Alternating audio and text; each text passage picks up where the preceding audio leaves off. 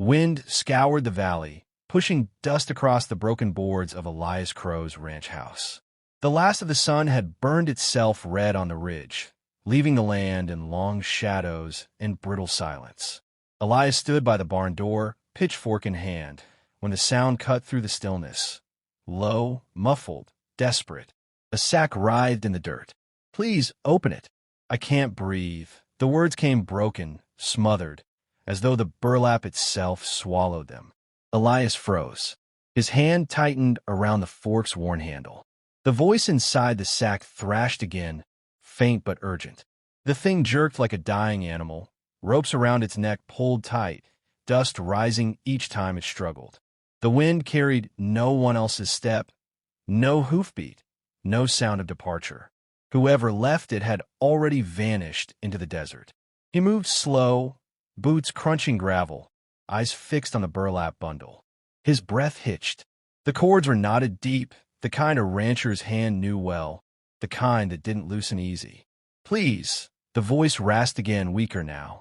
The barn lantern swung above, creaking on its nail, throwing light that stretched the sack's shadow across the hard-packed earth.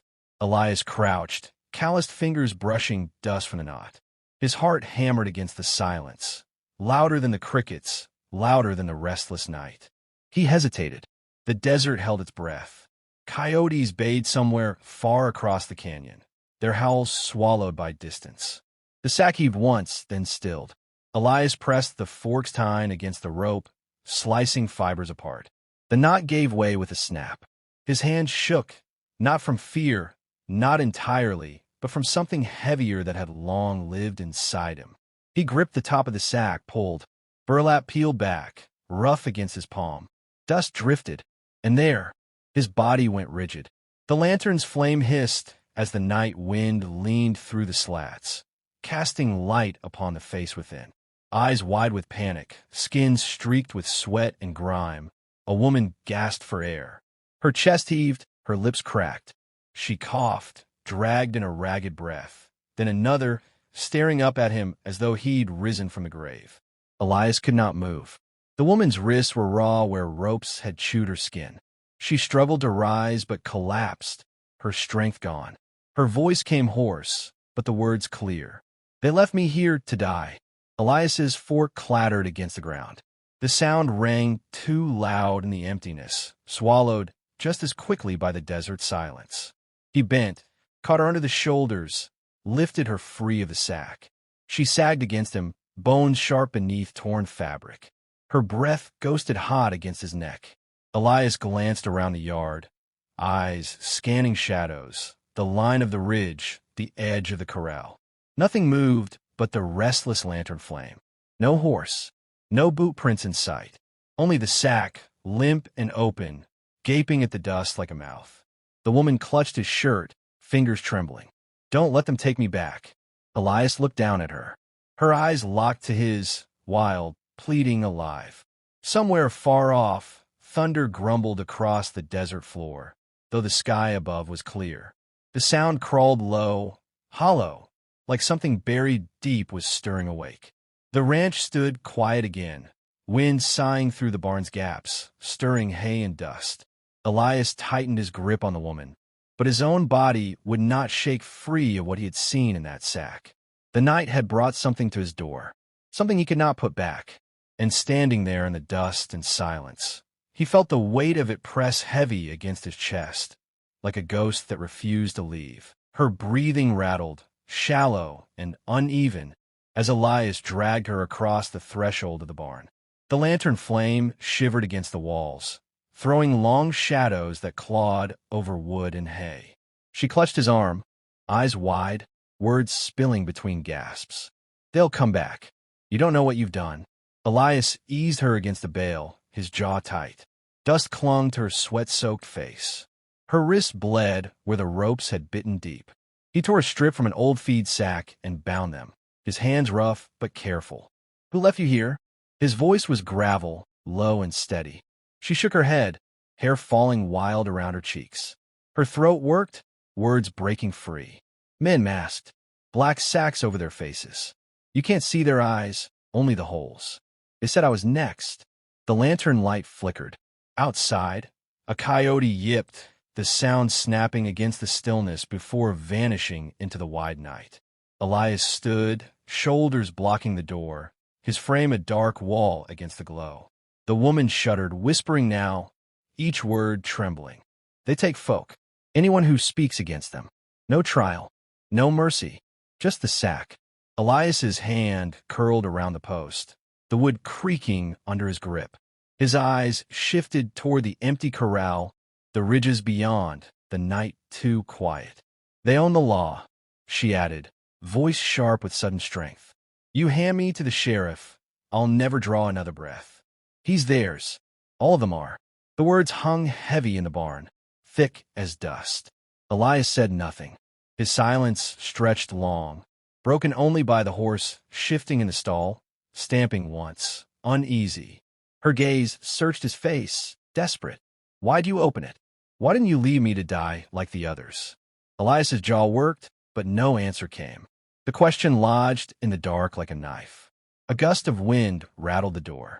The lantern swung wide, and for an instant, the shadows on the wall bent into shapes that looked like hooded men, sacks hanging from their hands. Elias's eyes narrowed, steady as a rifle's aim, but the shapes slipped away with the swaying flame. The woman's voice dropped, soft as a prayer. They call themselves the sack riders. They come at night. You hear nothing but the scrape of burlap, the thud of rope, the breath choking out. Her words died off. The barn grew still again, save the rustle of hay and the slow, aching sound of her breathing. Elias moved to the open doorway. The desert lay before him, silvered by the thin slice of moon, vast and empty. His eyes traced every ridge, every tree stump, every shadow that stretched too long. Behind him, she whispered, almost too faint to catch. Once they mark you, they never stop.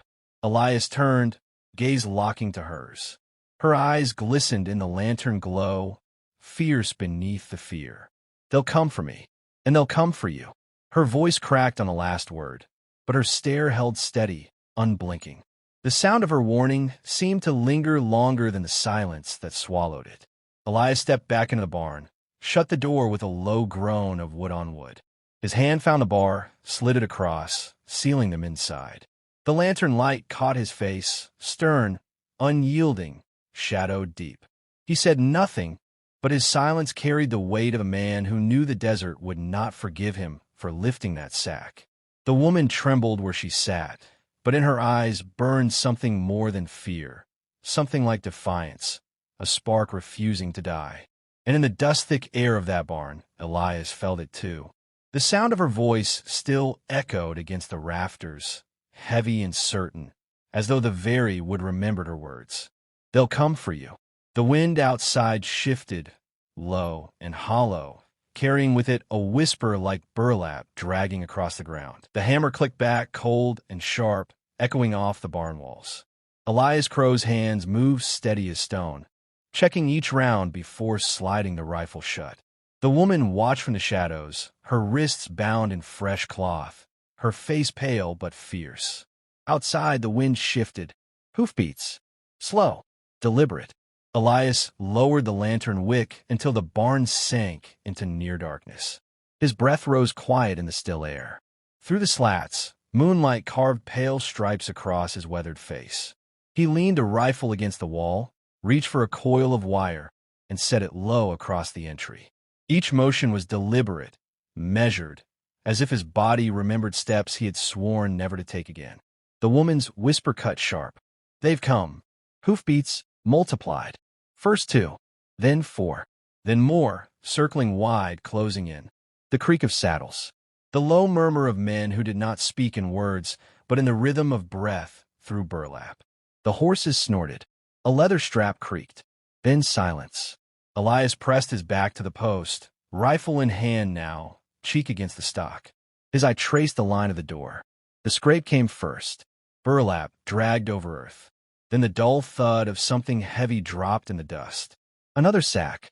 The woman shuddered, eyes wide. Her lips formed a word without sound. No. The barn door groaned. A shadow filled the crack. Then another. Hooded shapes loomed against the moonlight, faceless, only holes where eyes should be. Elias raised the rifle. The shot cracked like thunder. A figure dropped, sprawling hard against the dirt.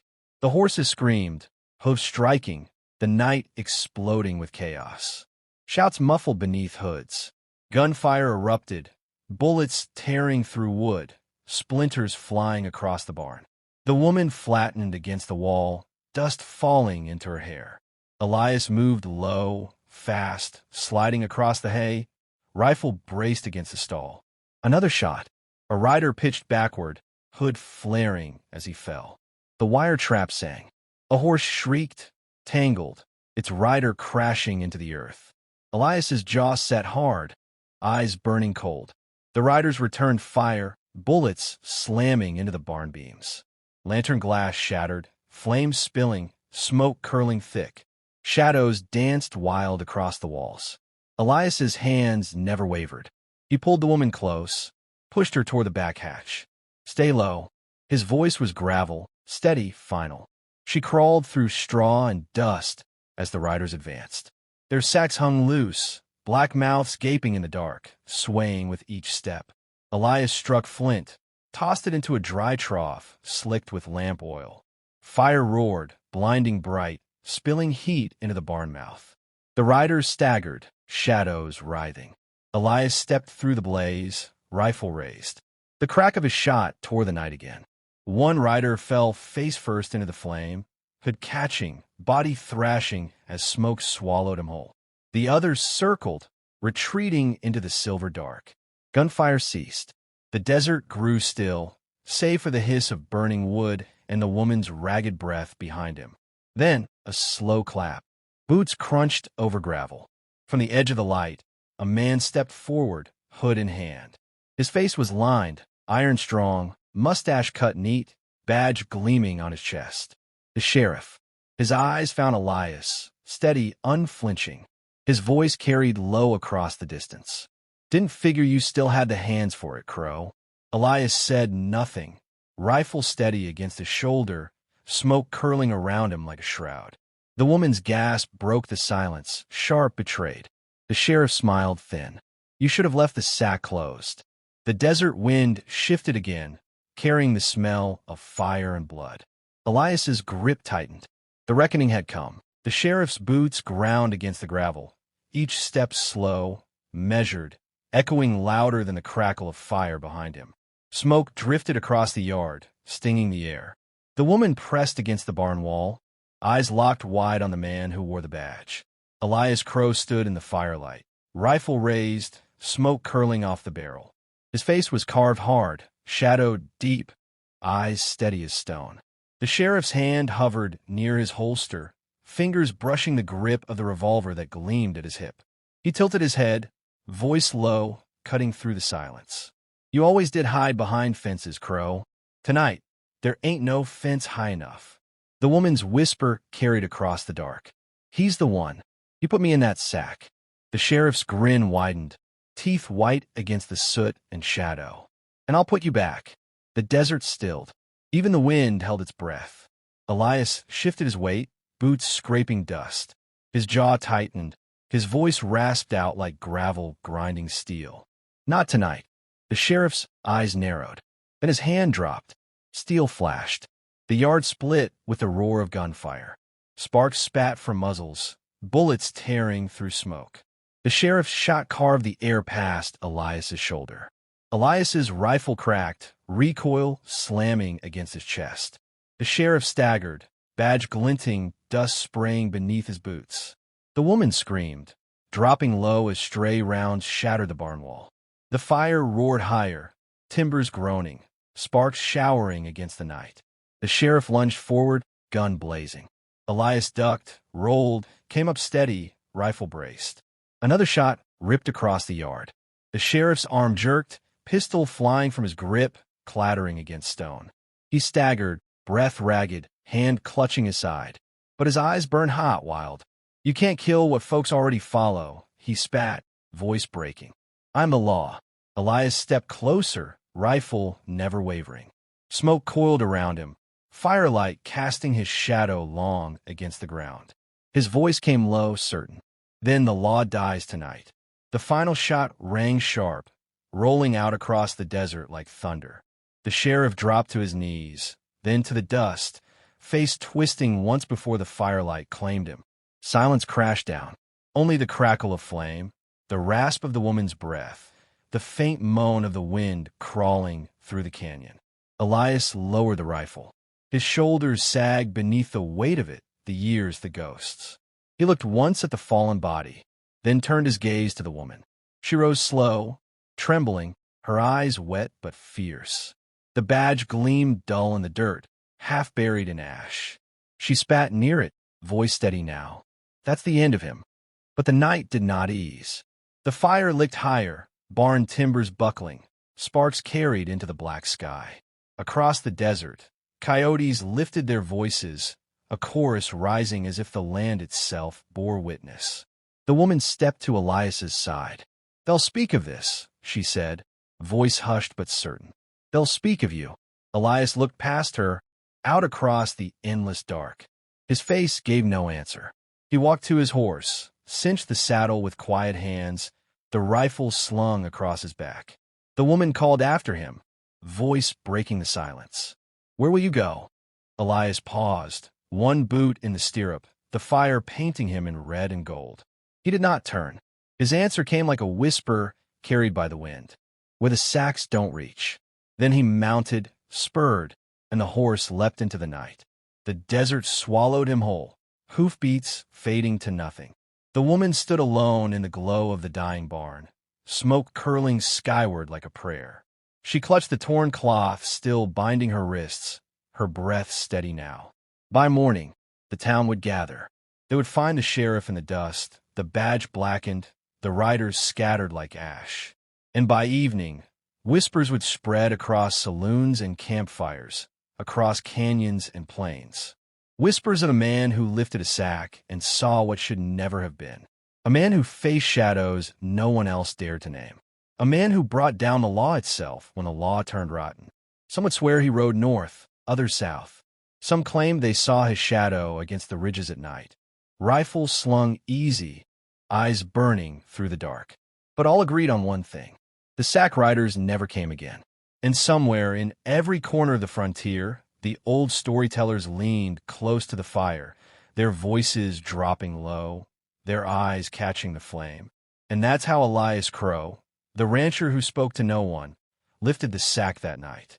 And when he froze at what he saw, the desert itself began to change. He carried the reckoning in his hands, and the riders were never seen again.